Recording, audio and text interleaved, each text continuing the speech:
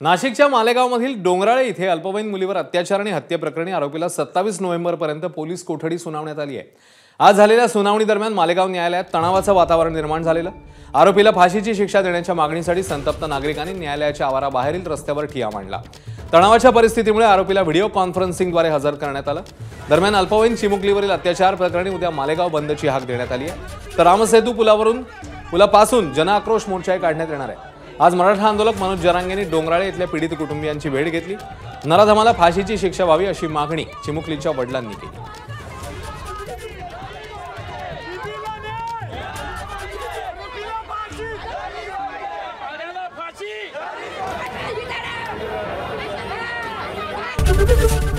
ABP माझा, उघडा डोळे बघा नीट।